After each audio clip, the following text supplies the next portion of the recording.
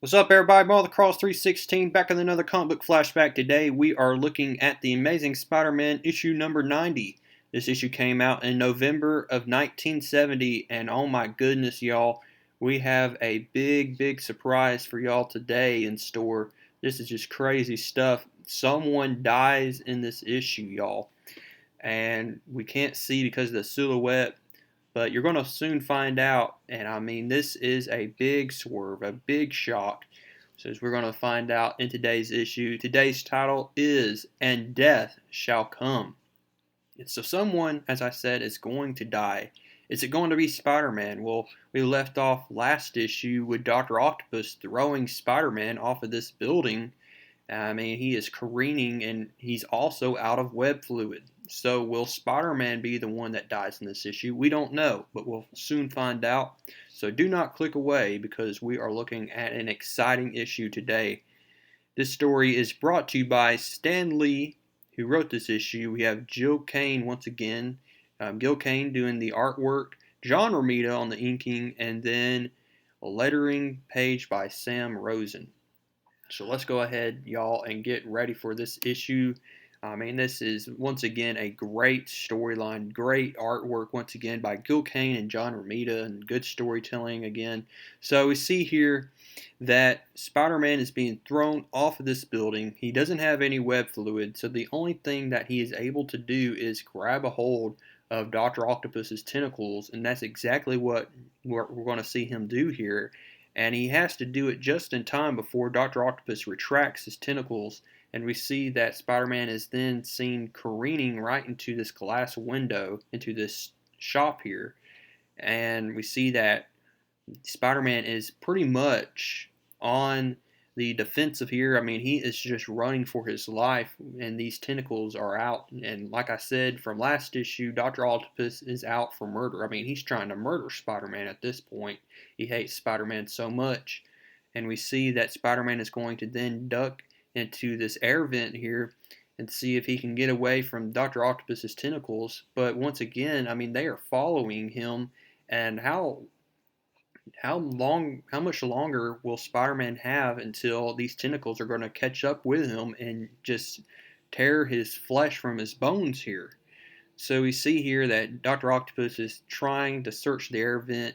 He knows that Spider-Man's in there, but his tentacles can't reach that far. And so Dr. Octopus soon retracts his tentacles, and they go back to himself. Spider-Man's like, "Whoo, man, that was close."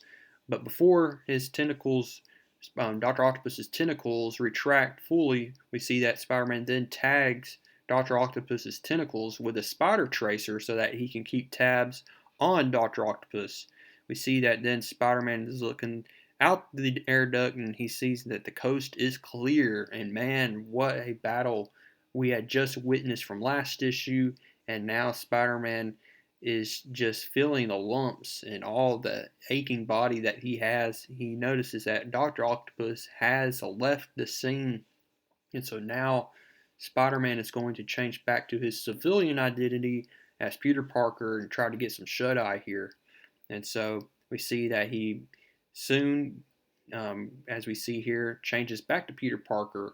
And who does he come across? He comes across somebody who taps his on his shoulder, and he's like, "Man, is this Doc Ock? Has he already found me already?"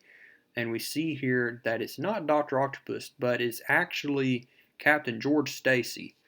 And one thing we need to make clear is Captain Stacy has been trying to figure out the identity of Spider-Man for so long, and he's been very suspicious of Peter Parker.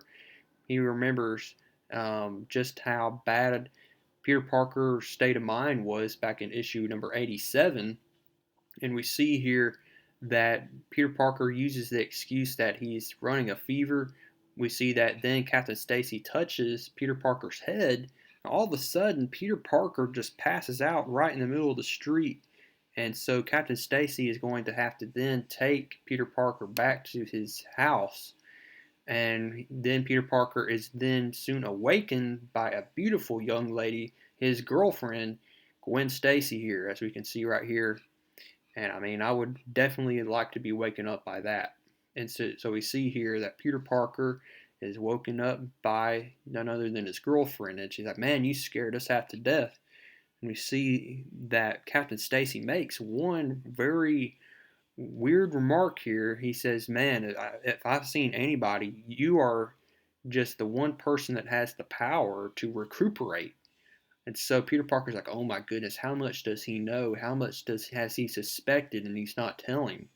And so we see here that Captain Stacy and his daughter leave the area. We see that Peter Parker is back to normal. His spider strength has returned, and now he has to settle a score with Dr. Octopus. And so he sees both Captain Stacy and his daughter see Peter Parker out, and he basically is going to have a date with Gwen Stacy later on that night. But we don't see that in this issue. I'll go ahead and tell you that. So we see that Peter Parker is now going to change back to Spider-Man, and he's going to have to come up with a foolproof plan to battle Dr. Octopus, because Dr. Octopus is pretty dangerous.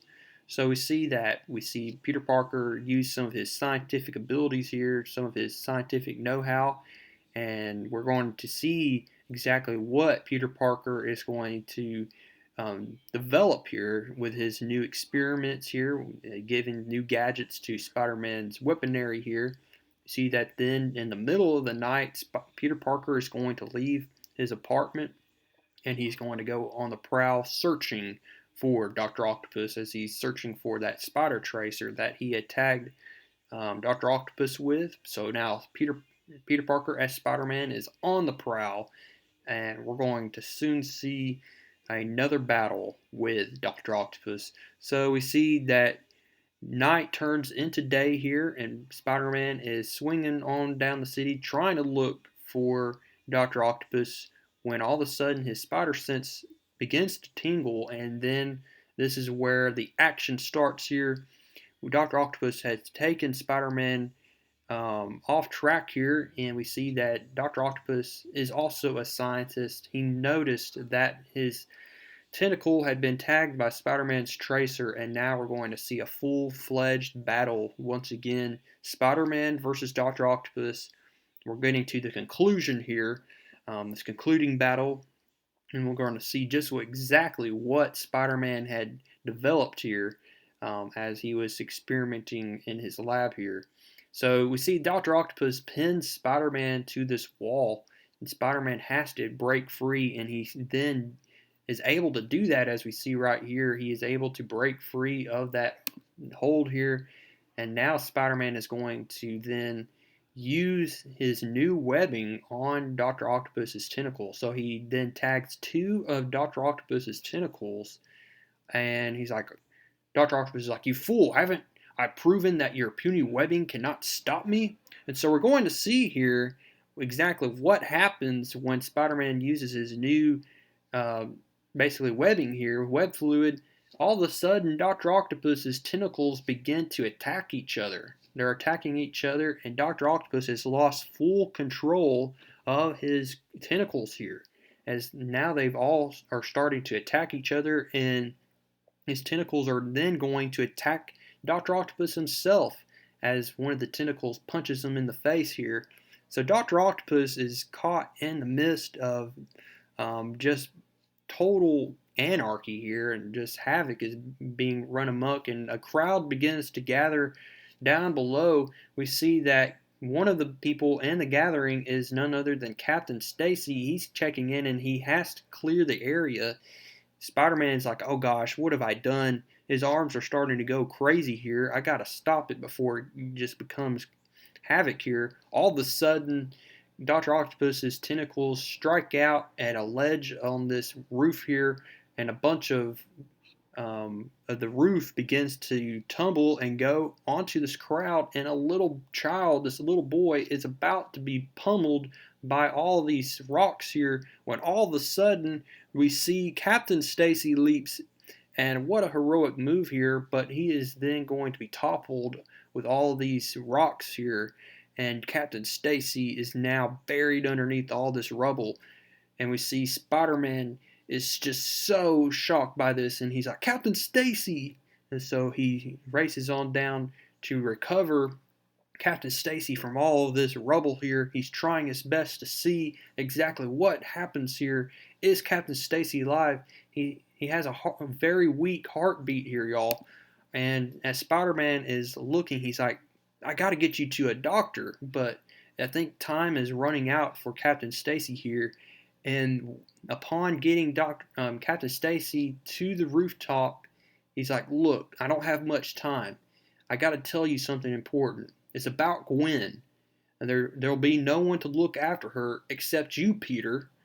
And so that's very shocking here. We see that Captain Stacy calls Spider-Man Peter. He knows the identity of Spider-Man this entire time. He had suspected, as we knew, and now as we see, he bows his head.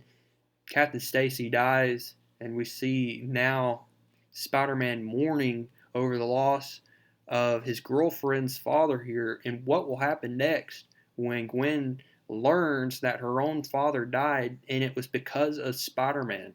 That's what we're going to have to worry about as we go into issue number 91. What will happen next? We have a lot to uncover, a lot of suspense going up, and so hope to see you there as we look at issue number 91. Until next time, keep reading comics.